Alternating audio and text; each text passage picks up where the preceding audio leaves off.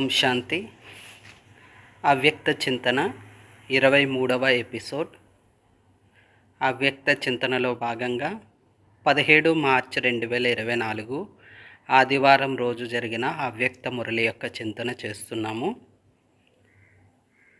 ఈ మురళి డిసెంబర్ 12, 1998లో అవ్యక్త బాప్దాద వినిపించారు. మురళి హెడ్డింగు నాది నాది అనే దేహాభిమానాన్ని వదిలి బ్రహ్మబాబా యొక్క అడుగుపై అడుగు వెయ్యండి. ఈ మురళి యొక్క మొదటి భాగాన్ని గత ఎపిసోడ్లో అవ్యక్త చింతన చేశాము. రెండవ భాగాన్ని ఇప్పుడు విందాము. బాబా చెప్పారు, నాది నాది అనే దేహాభిమానాన్ని వదిలి బ్రహ్మబాబా యొక్క అడుగుపై అడుగు వెయ్యండి. ఏదైతే ఈ ఈశ్వరీయ జ్ఞానంలో కోర్స్ అని చెప్తామో ఆ కోర్సులో మొదటి పాఠము మరియు అంతిమ పాఠము ఏమని చెప్తాము? మొదటి పాఠము ఆత్మ పాఠమే, అంతిమ పాఠము ఆత్మ పాఠమే. మొదటి పాఠంలో నేను ఎవరు అనేది అజ్ఞానంలోంచి వచ్చి తెలుసుకుంటాము. అంతిమ పాఠంలో జ్ఞానస్వరూపంగా అయ్యి సంపన్నంగా సంపూర్ణంగా నేనెవరు అనేది తెలుసుకుంటాం. అనగా నాది నేనుని మర్చిపోవడమే సంపూర్ణం అవ్వటం. అసలు నేను ఎవరు అనేది తెలుసుకోవడమే జ్ఞానాన్ని తెలుసుకోవటం అన్నమాట. అయితే ఎప్పుడైతే నేను నాది అనేది దేహాభిమానాన్ని సమాప్తం చేసుకుంటామో అప్పుడు బ్రహ్మబాబా సమానంగా మనం సంపన్నంగా సంపూర్ణంగా అవుతామని అర్థం చేసుకుందాం. ఈరోజు భాగంలో మనం పురుషార్థ మార్గంలో ముందుకు ఎందుకు వెళ్ళలేకపోతున్నామనే సూక్ష్మ అంశాన్ని మనం అర్థం చేసుకోగలుగుతాం.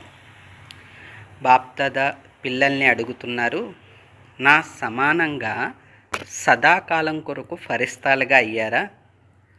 ఎందుకంటే పిల్లలైన మీరు వ్యక్తంలో ఉంటూ అవ్యక్తంగా తయారవ్వాలి.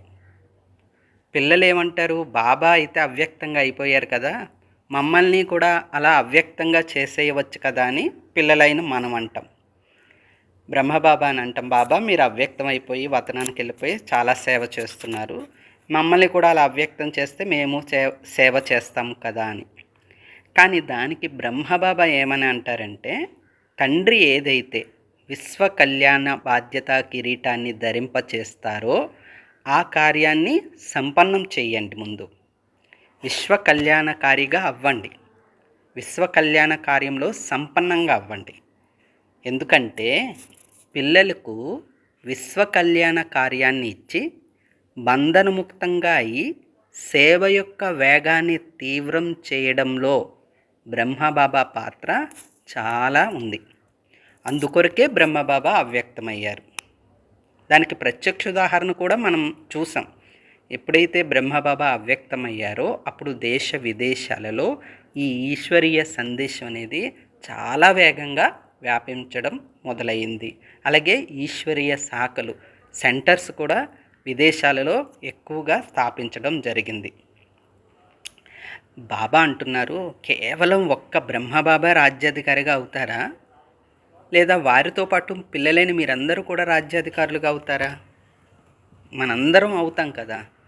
అంతిమంలో పిల్లలైన మీరందరూ వ్యక్తంలో ఉంటూ అవ్యక్త ఫరిస్తాలుగా అయ్యి విశ్వకళ్యాణ సేవ యొక్క వేగాన్ని తీవ్రం చేసి సమాప్తి చేయాలి అంటున్నారు బాబా. సమాప్తి చేయడం అనేది మన చేతుల్లోనే ఉంది, మన పురుషార్థంలోనే ఉంది. ఇప్పుడైతే మనం అందరం కూడా బ్రహ్మబాబా సమానంగా అవ్వాలనే లక్ష్యం పెట్టుకుని పురుషార్థం చేస్తామో అప్పుడు ఆటోమేటిక్గా సమాప్తి అనేది సమీపంగా వస్తుంది. సమాప్తి కోసం ప్రత్యేకంగా క్లాసులు వినాలనుకోవటం, సమాప్తి కోసం అంటే వినాశనం కోసం కావచ్చు, మరే విషయం కోసం కావచ్చు, మనం ఎక్కడెక్కడో వెతకాలని అవసరం లేదు. మన యొక్క అంతరంగంలో మన యొక్క పురుషార్థమే సమయం యొక్క సమీపతను తెలియచేస్తూ ఉంటుంది. నిన్నటి భాగంలో మనందరం విన్నాం కదా, 22వ ఎపిసోడ్లో అవ్యక్త వతనం నుండి బ్రహ్మబాబా మనల్ని అందరినీ ఆహ్వానిస్తున్నారు. పిల్లలు వతనానికి రండి, అవ్యక్త ఫరిస్తాలుగా అవ్వండి, అవ్యక్త ఫరిస్తాగా అయ్యి సేవ చేయండి.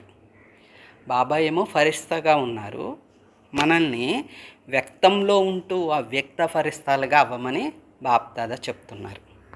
బాబా అంటున్నారు, ఏదైనా జరగనివ్వండి, ప్రకృతిలో కావచ్చు, శరీరంలో కావచ్చు, డ్రామాలో కావచ్చు, పరిస్థితులు కావచ్చు, ఏది జరుగుతుందో అది జరగనివ్వండి, దానిని చూడవద్దు, మీ స్థితిని పెంచుకునే పనిలో నిమగ్నమై ఉండండి అని బాబా చెప్పారు.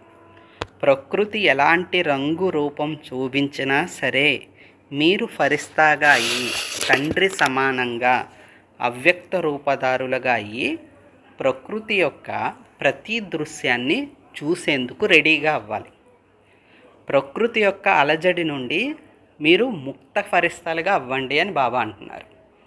అందరిలాగానే పరిస్థితులకి అలజడైపోవటం, ప్రకృతి యొక్క వినాశనానికి లేదా ప్రకృతి యొక్క అలజడికి ప్రభావితం అయిపోతే ఇక బాబా నుండి మనం శక్తిని ఏమీ పొందినట్లు, ఇంతకాలం జ్ఞాన మార్గంలో నడిచిన పురుషార్థం యొక్క ప్రాలబ్ధం ఏమైపోయినట్లు.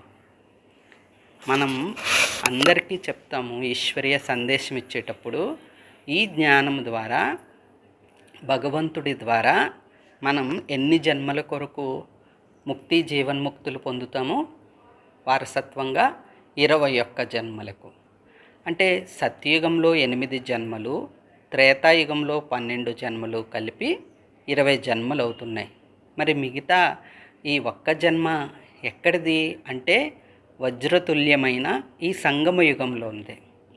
ఈ సంగమ యుగంలో మనం ఈ ఈశ్వరీయ జన్మ భవిష్యత్తులో సత్యుగంలో రాబోయే ఈ దేవతా జన్మల కన్నా చాలా అత్యుత్తమమైన జన్మ. ఎందుకంటే ఈ ఒక్క జన్మలోనే మొత్తం కల్పంలో సాక్షాత్తు భగవంతుడు తోడుగా ఉంటూ సర్వ సంబంధాలను నిభాయిస్తూ మనకి అత్యంత సమీపంగా ఉండే పాత్రని అభినయించే యుగము సంగమ యుగం.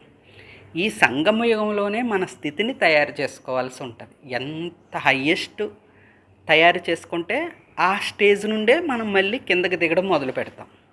బ్రహ్మబాబా వల్లే మనం పురుషార్థం చేసి అంతటి స్థితి పొందినప్పుడు ఇక అక్కడి నుంచి కిందకి దిగుతాం వారిలాగా. అలా కాకుండా మనం పురుషార్థంలో తక్కువ ప్రయత్నం చేసి తక్కువ ప్రాప్తి పొందితే ఏ సత్యయుగము లాస్ట్లోనో త్రేతాయుగంలో అంతిమంలోనో ఎక్కడో వచ్చి అక్కడి నుంచి దిగుతాం.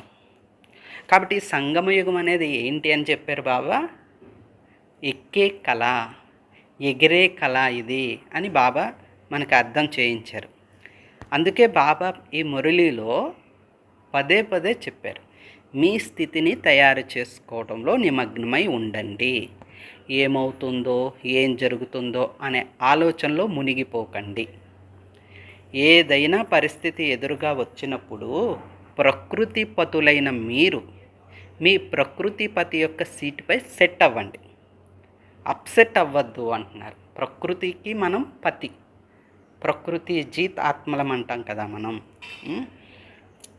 కాబట్టి ఇది అయిపోయిందా, అది అయిపోతుందా, ఇది జరిగిందా, అది జరిగిందే, ఈ దృశ్యాల సమాచారంలోనే బిజీగా ఉంటే ఇంకా సంపన్నత స్థితిలో స్థితమై ఎలాంటి ప్రకృతి అలజడైన మేఘాల వలె వెళ్ళిపోవాలి అనే బాబా చెప్పే మహావాక్యాన్ని మనం ఎక్కడ సాకారం చేయగలము?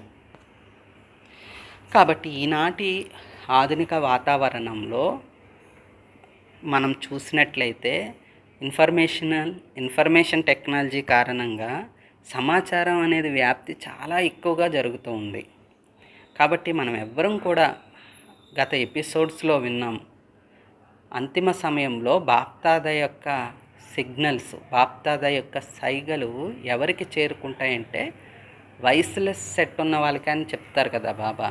అంతే తప్ప యూట్యూబ్లో వస్తుందా షో, లేదా నేను పలానా గ్రూప్లో ఉన్నాను నాకే ముందు వస్తుంది సమాచారం, బీకేల ఇన్ఫర్మేషన్ ఇందులోనే వస్తుంది, ఏం జరుగుతుందో అని మనం ఎప్పుడూ అనుకోకూడదు.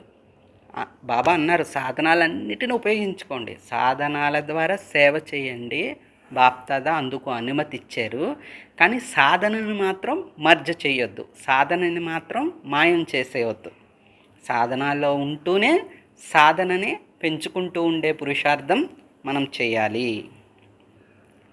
కాబట్టి బాబా చెప్తున్నారు, అంతిమంలో పిల్లలైన మీరందరూ ఈ వ్యక్తంలో ఉంటూనే అవ్యక్త ఫలితాలుగా అయ్యి అందరికీ జీవన్ముక్తి ముక్తి యొక్క ద్వారాల్ని తెరవాలి. మరి 1998 అవ్వొస్తుంది, 99 వస్తుంది కదా. అందుకు బాబా అంటున్నారు 99లో సమాప్తం చేయమంటారా ఏంటి అని అడిగారు ప్రశ్న. ఒక్కసారి చప్పట్లు మ్రోగిస్తే చాలు, ప్రకృతి అయితే రెడీగా ఉంది. ఈ మురళి 1998లో బాబా చెప్పారు. ఆ టైంకే ప్రకృతి అనేది రెడీగా ఉందని ఇప్పుడు బాబా అప్పుడు చెప్పారు. మరి ఇప్పుడైతే ఎవరు రెడీగా ఉంది? చప్పట్లు ఇప్పుడైతే బాప్దాదా చెప్పే భాషలో అయితే జస్ట్ ఒక చిటిక వేస్తే చాలు, ప్రకృతి అనేది ఎవర్ రెడీగా ఉంది. ఆ దృశ్యాలన్నీ కూడా మనం చూస్తూ ఉన్నాం కూడా. కాబట్టి తక్కువలో తక్కువ 108 మంది ఇలాంటి సదా విజయాత్మలుగా అయ్యారా? ప్రకృతి జీత్ములుగా అయ్యారా? ఎలాంటి పరిస్థితి వచ్చినా మన సంకల్పాలు చెక్కు చెదరకూడదు, వాటి యొక్క ప్రభావం మనపై పడకుండా ఉండాలన్నమాట. ఆ విధంగా అయ్యామా అడుగుతున్నారా లేదా? బాబా ఎప్పుడు కూడా మనకి ప్రశ్న వేస్తారు అంటే మనకి మనం దాన్ని పరిశీలన చేసుకోవడానికి. కాబట్టి బాబా ఇప్పుడు 108 మాల యొక్క విశ్లేషణ చేస్తున్నారు. 108 మాలలోని ఉండే ఆత్మల యొక్క విశేషత ఏంటి అంటే వాళ్ళు ఎప్పుడు కూడా సదా విజయులుగా ఉంటారు. గత భాగంలో కూడా మనం అవ్యక్త చింతన చేశాము. సదా విజయులు అంటే సూర్యవంశీయులు.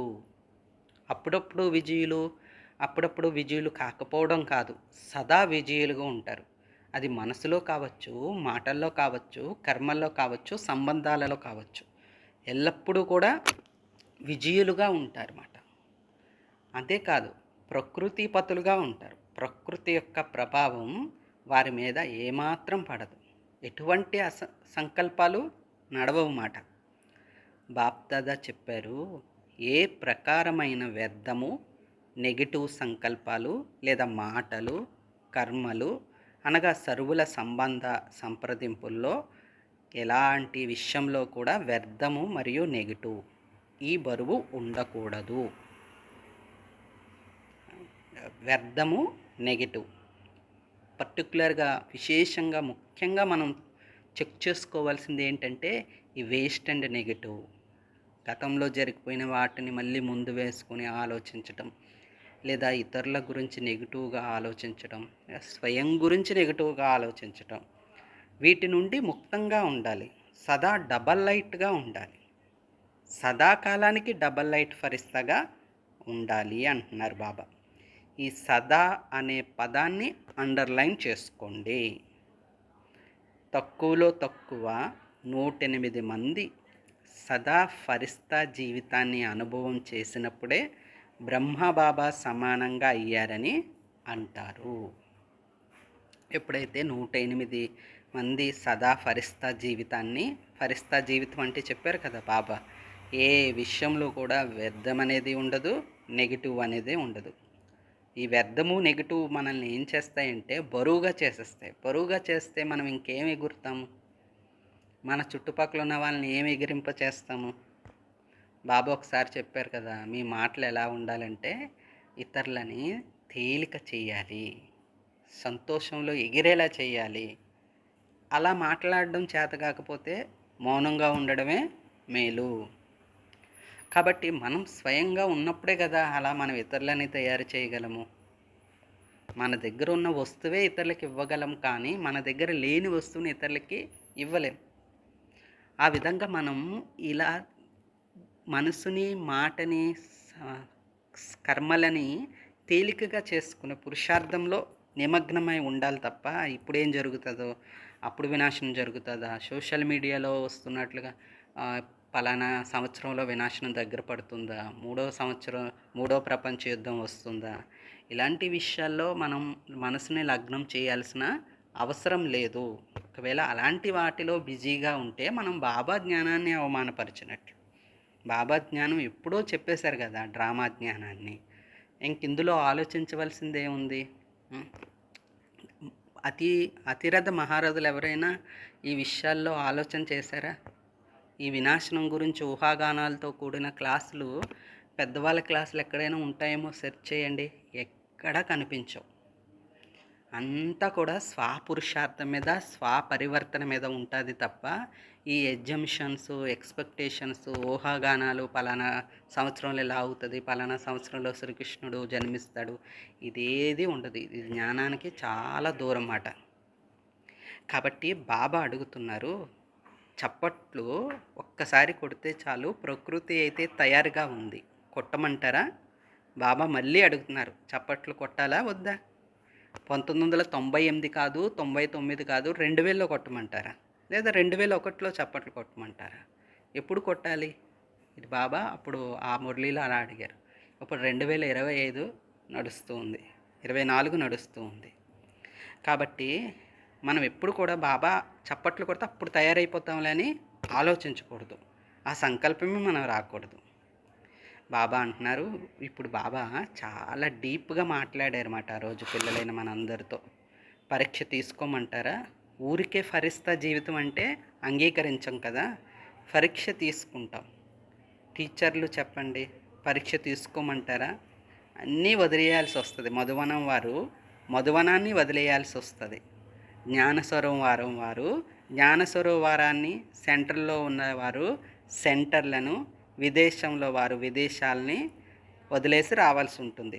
దీనికి ఎవరు రెడీగా ఉన్నారా అని బాబా అడిగారు. చెప్పారు కదా బాబా, టెస్ట్ పెట్టే మార్కులు ఇస్తాను అనేసి. పరీక్ష పెట్టకుండా ఫరిస్తా జీవితం అంటే ఎవరు అంగీకరించరు కదా. కాబట్టి చప్పట్లు కొట్టి చెప్పండి, ఎవరు రెడీగా ఉన్నారా? రేపు అనౌన్స్ చేయమంటారా? లేదా కొద్దిగా గడువు ఇవ్వండి, వెళ్ళి కొద్దిగా సరి చేసుకుని వస్తాము, ఆఫీసులో చిన్న పని ఉండిపోయింది, ఇలా ఏమైనా అంటారా? ఎక్కడ ఉన్నారో అక్కడే ఉండి ఇలా ఎవరు రెడీగా ఉన్నామో అని చెప్పాలి. ఇప్పటికిప్పుడే చెప్పండి అని బాప్దాదా ఆ రోజు అడిగారు. ఆఫీస్ లేదు, మంచం లేదు, గది లేదు, బీరువా లేదు, కొద్దిగా పని ఉంది, ఈ విషయాలు ఏవి కూడా పరిగణలోకి తీసుకోరు. 2 రోజుల్లో అన్నీ చక్కబెట్టుకుని వస్తామని కూడా అనకూడదు. ఆజ్ఞ అంటే ఆజ్ఞే. ఇప్పుడే చెప్పండి, ఆలోచించుకుని చప్పట్లు కొట్టమంటారా అని బాప్దాదా అడిగారు. అంటే బాబా మురళి హెడ్డింగ్లో చెప్పారు కదా, నేను నేను అనే దాన్ని సమాప్తం చేసి బ్రహ్మబాబా అడుగులో అడుగు వేయండి అని. ఈ నేను అనేది స్పష్టత చేస్తున్నారు, నాది అనేది స్పష్టత చేస్తున్నారు బాబా.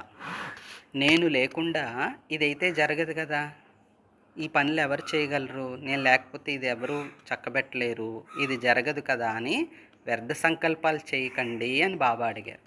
బ్రహ్మబాబా ట్రాన్స్ఫర్ అయ్యేటప్పుడు, అయ్యో ఇంత పెద్ద యజ్ఞం నేను లేకుండా ఏమవుతుంది, నడుస్తుందా అని ఏమైనా ఆలోచించారా అని అడిగారు. బ్రహ్మబాబా అలా ఆలోచించారా? తన సంపన్న స్థితి ద్వారా డైరెక్షన్ ఇచ్చారు, నోటి ద్వారా కాదు. సంపన్న స్థితి ద్వారా బాబా జనవరి 18 వస్తే మనం బ్రహ్మబాబా జీవిత చరిత్ర గురించి అధ్యయనం చేస్తూ ఉంటాం కదా, అందరికీ చెప్తూ ఉంటాం కదా. అందులో ఏం చెప్తాం, ఇంకా బ్రహ్మబాబా లాస్ట్ 69 68 వచ్చేసరికి బ్రహ్మబాబా యొక్క పురుషార్థం చాలా లోతుగా డీప్గా ఉండేది అని చెప్పుకుంటూ ఉంటాం కదా. అలా నోటితో చెప్పలేదు బాబా, తన సంపన్న స్థితి ద్వారానే డైరెక్షన్ ఇచ్చారు. అలా బాబా అడుగుతున్నారు, మిమ్మల్ని పర్మిషన్ అడిగి ఆర్డర్ ఇవ్వను, తారీఖు అంటే డేటు చెప్పను, వచ్చేయండి అని అకస్మాత్తుగా ఆజ్ఞాపిస్తాను అంతే. ఇలాంటి వారినే డబల్ లైట్ ఫరిస్తా అని అంటారు. ఈ విషయాన్ని మనం చాలా గుహ్యగతిలో అవ్యక్త చింతన చేయాలి. ఏంటి బాబా వచ్చామంటే వెళ్ళిపోతాం కదా, ఇందులో ఆలోచించాల్సింది ఏముందని అనుకోవచ్చు. మన యొక్క పాత సంస్కారాలు, మన యొక్క లెక్కాచారాలు మనం వెళ్ళిపోవాలంటే వెంటనే వదిలేస్తాయా? వాటిని ఎంత పురుషార్థం ద్వారా వాటిని అన్నిటినీ పూర్తి చేసుకుంటూ, చుక్తా చేసుకుంటూ, అప్పుడు డబల్ లైట్ ఫరిస్తా స్థితిని సంగమ యుగంలో మనం ఇప్పుడు లేకపోతే మరి ఎప్పుడు లేదు అని బాబా చెప్పినట్లుగా ఇప్పుడు ఈరోజు ఇప్పుడు ఈ స్థితి మనం అనుభవం చేసుకున్నప్పుడే బాబా ఆర్డర్ చేయగానే మనం డబల్ ఫరిస్తాగా గౌరవపూర్వకంగా బాబా దగ్గరికి వెళ్ళగలం. కాబట్టి ఆజ్ఞ లభించిన వెంటనే వెళ్ళిపోవాలి. ఉదాహరణకి మృత్యువు యొక్క ఆజ్ఞ లభించినప్పుడు సెంటర్ చూడాలి, బీరువా ఏముందో, బీరువా ఎలా ఉందో, మా సెంటర్ జిజ్ఞాసులు ఏమున్నారో, ఇవేమైనా ఆలోచిస్తారా మృత్యు వచ్చేటప్పుడు? మరి అందుకని ఏమవుతుందో ఏంటో అన్నది ఆలోచించకూడదు అంటున్నారు బాబా. బాప్దాదే ఏం చెప్పారు? వ్యర్థం మరియు నెగిటివ్, చెడు అని చెప్పలేదు బాబా, వ్యర్థము మరియు నెగిటివ్. ఈ వ్యర్థం యొక్క మరియు నెగిటివ్ యొక్క రూపం ఎలా ఉంటుంది అంటే బాబా చెప్తున్నారు విశేషత గురించి.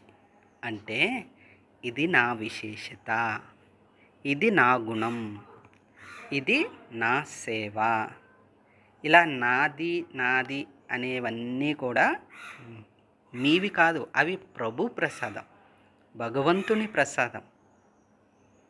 నాది అన్నామంటే అది ప్రసాదాన్ని అవమానపరిచినట్లు. ఇవన్నీ నావే, నేను చాలా చక్కగా సేవ చేయగలను, నేను చాలా చక్కగా ఉపన్యాసం చెప్పగలను, నేను చాలా పలానా పని చాలా యాక్యురేట్గా ఖచ్చితంగా చేయగలను కరణ్ కరావన్హార్ అనేది మర్చిపోతాం ఆ టైంలో. మరి ఇదే దేహాభిమానము అంటున్నారు బాబా. బాబా ఆ పరిస్థితిలో ఆ సమయానికి యజ్ఞంలో సేవ చేయించడం కోసం మనల్ని నిమిత్తంగా పెడతారు అక్కడ. మన మార్కులు మనకి మనం మార్కులు పెంచుకోవడం కోసం. అది మన అదృష్టం. ఆ అదృష్టాన్ని నేను నాది అనే పదాలను భావాలను ఉపయోగిస్తూ కాలరాయకూడదు అన్నమాట. అదృష్టాన్ని పోగొట్టుకోకూడదు. చూడండి, చాలాసార్లు ఇది అందరికీ అనుభవమే. ఏదైనా సేవ జరుగుతున్నప్పుడు అనుకోకుండా ఒకరు వస్తారు, ఆ సేవను పూర్తి చేసి వెళ్ళిపోతూ ఉంటారన్నమాట. అదంతా ఏంటి? బాబా ఇచ్చే సహకారం, సపోర్టు. అదేవిధంగా మనకి కూడా అలాంటి అవకాశం రావచ్చు. అనుకోకుండా ఒక మంచి ఛాన్స్ లభించవచ్చు సేవ చేసేందుకు. మనలో విశేషత ఆధారంగా బాబా ఆ సేవకు మనల్ని ఎన్నుకోవచ్చు.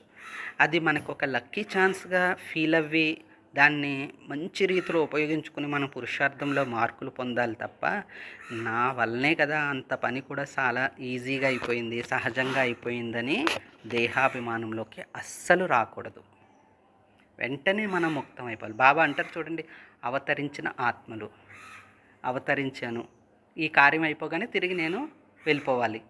అలా అయితే బాబా అంటారు కర్మ చేస్తున్నప్పుడు ఈ శరీరంలోకి రండి, కర్మ అయిపోయిన తర్వాత అతీతం అయిపోయింది అన్నట్టు. అలాగే మనం ఏ సేవ చేసినా విశేషతను ఉపయోగించినా ఆ విశేషత ఉపయోగించినంతసేపే, విశేషత ఉపయోగించిన తర్వాత బాబా, కేవలం నేను ఇన్స్ట్రుమెంట్ అంతే, అది బాబా నాకు ఇచ్చిన ప్రసాదం అని భావించి చేయాలి. ఆ భావన బట్టే మార్కులు వస్తాయి, ఆ భావన బట్టే ఫలితం అనేది వస్తుంది. అందువల్ల ఈ దేహాభిమానం పనికిరాదు అంటున్నారు బాబా. కనుక ఆరామంగా వినండి, బ్రహ్మబాబా యొక్క పిలుపును అటెన్షన్తో వినండి. బ్రహ్మబాబా ఆహ్వానం చేస్తున్నారు. తండ్రి అంటున్నారు, సమాప్తి యొక్క డంకాను మ్రోగించడం అయితే చాలా సహజం. ఎప్పుడు కావాలంటే అప్పుడు బాజా మోగించవచ్చు. కానీ తక్కువలో తక్కువ సత్యుగం ఆదిలో వచ్చే ఆత్మలైన చెప్తారు కదా, సత్యుగం ఆది 9 లక్షల మందితో తయారవుతుందని. ఆ 9 లక్షలైనా రెడీ అయితేనే కదా బాగుంటుంది. ఇప్పుడు ఏదైనా ఇప్పుడు భోజనం, బ్రహ్మ భోజనం తయారు చేస్తున్నప్పుడు అన్ని ఐటమ్స్ రెడీ అయిపోయినప్పుడే కదా మన అక్కయ్యలు అనౌన్స్ చేస్తారు భోజనాలకి రండి అని. కొద్ది ఐటమ్స్ అయిపోగానే అనౌన్స్ చేస్తారా భోజనానికి వచ్చేయండి అని. అప్పుడు హెచ్చు తగ్గులు అయిపోతాయి కదా. అలా బాబా కూడా ఈ స్వర్గస్థాపన చేయడానికి రెడీగా ఉన్నారు. కానీ దాంట్లో అలంకరించేందుకు దేవతామూర్తులు సిద్ధంగా లేకపోతే అక్కడ బంగారు మహల్స్, వజ్ర వైడూర్యాలతో కూడిన ఆసనాలు ఎన్ని ఉన్నా కూడా అది ఏం అలంకారంగా ఉంటుంది? కాబట్టి బాబా అంటున్నారు, కనీసం వాళ్ళైనా రెడీ అయితేనే కదా బాబా చప్పట్లు కొట్టి స్థాపన కార్యాన్ని పూర్తి చేయగలరు అంటున్నారు బాబా. కాబట్టి తక్కువలో తక్కువ నెంబర్ 1లో వచ్చే 108 మంది కావచ్చు, 2వ నెంబర్లో వచ్చే 16,000 మంది కావచ్చు, 3వ నెంబర్లో వచ్చే 9 లక్షల మంది కావచ్చు. వారినైనా తయారు చేయాలి కదా, మరి రాజధాని తయారవ్వాలి కదా అని బాప్దాదా ఈ మురళీలో మనల్ని ప్రశ్న చేశారు. ఈ అంకెల సంఖ్య యొక్క వాటిలో మనం బుద్ధిని ఎక్కువ ఉపయోగించకుండా మన యొక్క స్థితి అనేది తయారు చేసుకోవాలి. స్థితిని నెంబర్ 1, ఇది 108, 16,000, 9,00,000 ఇవన్నీ తర్వాత విషయాలు. కానీ మన స్థితిని మాత్రం ఏకరస స్థితిలో ఉంచుకోగలిగితే బాబా మనల్ని ఎక్కడ పెట్టాలనుకుంటారో అక్కడికి మనం వెళ్ళిపోగలుగుతాం. కాబట్టి ముఖ్యంగా చెప్పుకోవాలంటే వర్తమాన సమయంలో విశేషంగా మాయ ఏ ఏ రూపాలు ధారణ చేసి మన ముందుకు వస్తుందంటే నెగిటివ్ మరియు వ్యర్థ సంకల్పాల రూపంలో. అందుకనే బాబా అంటారు, ఈ సంకల్పాలని మలుచుకోండి, మీకు మీరే ప్రోగ్రామింగ్ చేసుకోండి. ఈరోజు నేను ఈ సేవను ఎలా చేయాలి, ఉన్న సమయాన్ని ఎలా గడపాలి, లౌకికం నుండి అలౌకికంగా ఏ విధంగా తయారు చేసుకోవాలి అనేది మీకు మీరుగా దాన్ని తయారు చేసుకోండి, ప్రోగ్రామింగ్ కాబట్టి మనం ఒకసారి అవ్యక్త చింతన చేద్దాం. బాబా ఈ మురళి అంతా కూడా వ్యర్థము మరియు నెగిటివ్ నుండి ముక్తంగా ఈ ఫరిస్తా జీవితాన్ని గడపండి, డబల్ లైట్గా అవ్వండి, ప్రకృతి జీతులుగా అవ్వండి, సంపన్న స్థితిలో సంపూర్ణంగా అవ్వండి అని బాప్దాదా పదే పదే మనకి అర్థం చేయించారు. బాబా అంటున్నారు, ఆలోచనలో కొద్దిగా కూడా ఎవ్వరి పట్ల అయినా నెగిటివ్ లేక వ్యర్థ భావన అస్సలు ఉండకూడదు. నెగిటివ్ విషయాన్ని పరివర్తన చేయించడం అనేది వేరే విషయం, అది నెగిటివ్ జరిగింది, అది వేరే విషయం, పరివర్తన చేయడం అనేది తర్వాత విషయం. కానీ దాని గురించి ఆలోచించడం, దాన్ని మనసులో పెట్టుకోవటం, ఇదంతా కూడా వ్యర్థం కదా. మరి మనమే నెగిటివ్లో ఉండిపోతే ఇతరుల యొక్క నెగిటివ్ని పాజిటివ్లోకి ఎలా మార్చగలము? కాబట్టి నా వృత్తి అంటే నా ఆలోచన విధానం, అజాపాజాపం అంటారు చూసారా బాబా, మీ యోగం ఎలా ఉండాలి, అజాపాజాపం అనుకోకుండా అలా కనెక్ట్ అయిపోవాలి బాబాతో. అలాగే మనం అలా కూర్చున్నా కూడా పదే పదే మన మనసు ఆలోచనల్ని ఉత్పన్నం చేస్తుందంటే అదే వృత్తి. ఆ విధంగా నా వృత్తి లేదా నా దృష్టి అందరి పట్ల సదా అనంతంగా కళ్యాణకారిగా ఉంటుందా అనే ఒక్క ప్రశ్న మనకి మనం సూక్ష్మంగా వేసుకోవాలి. అప్పుడు జవాబు మనకే లభిస్తుంది, అంతరాత్మ చెప్తుంది. సూక్ష్మంలో ఇమిడిపోయి ఉంటే దాని గుర్తు సమయం వచ్చినప్పుడు, సమస్య వచ్చినప్పుడు అవి బయటకు వచ్చేస్తాయి. మనం అణిచిపెట్టి ఉన్నాం అనుకోండి, మన యొక్క బలహీనతలను కావచ్చు, వ్యర్థం నెగిటివ్లు కావచ్చు, సమయం గడుస్తుంది కదా అని మనం నడిపించేసామనుకోండి, వాటిని ఎప్పటికప్పుడు అవి మరుగున పడిపోయి ఉన్నవి బయటకు వస్తాయి. ఏ సంస్కారం అయినా సరే వచ్చి మోసం చేసేస్తాయి సమయం వచ్చినప్పుడు. మామూలుగా అయితే బాగానే ఉంటాం, కానీ సమయం వచ్చినప్పుడు అవి ఎమర్జ్ అయిపోతాయి. ఆ తర్వాత మనం ఏమంటామంటే వీరు ఇలాంటి వారు, విషయం ఎలాంటిది కదా, ఈ వ్యక్తి ఇలాంటి వాడు, ఇలా ఆలోచిస్తామంట. వ్యక్తులు అలాంటి వారు అంటాం, కానీ నా స్థితి శుభభావన శుభకామన కలిగి ఉందా అనేది చెక్ చేసుకో. కాబట్టి బాబా అంటున్నారు, మీ పొరపాట్లను చెక్ చేసుకోండి, ఇతరులని కాదు అని బాబా చెప్పారు. అర్థమవుతుందా? మీరు సంపూర్ణంగా సంపన్నంగా అవ్వాలని బ్రహ్మబాబా కూడా మిమ్మల్ని ఆహ్వానిస్తున్నారు, ప్రకృతి కూడా ఎదురు చూస్తూ ఉంది. కాబట్టి ఎవరు రెడీగా అవ్వండి. బాబా లాస్ట్ మురళీలో చెప్పారు కదా, 6 నెలలు, 6 నెలల్లో మీరు మారి వస్తారా మళ్ళీ బాబా దగ్గరికి అని అడిగారు. బరే 6 నెలల్లో అవ్వకపోయినా పోనీ 1 సంవత్సరమైనా తీసుకోండి. 1 సంవత్సరంలోనైనా పురుషార్థం చేసి బాప్దాద యొక్క శుభ ఆశను నెరవేర్చండి. అలజడిలోకి మాత్రం రావద్దు, అచంచలముగా ఉండండి. ఏది ఏమైనా సరే తండ్రి సమానంగా అవ్వాల్సిందే అనే లక్ష్యాన్ని వదిలిపెట్టవద్దు అని బాప్దాదా పదే పదే మురళిలో చెప్పారు. ఎందుకు వదిలిపెట్టకండి అంటున్నారంటే, బాబా అంటున్నారు, ఎవరైనా బ్రాహ్మణులైనా సరే, వారైనా సరే కదిలించిన విఘ్నంగా ఎదురుగా వచ్చినా సరే మేము బాబా సమానంగా అవ్వాల్సిందే అనే లక్ష్యం పెట్టుకోండి. బాప్దాదా ఇచ్చిన సలహా మీకు నచ్చిందా అని బాబా అడిగారు మాట.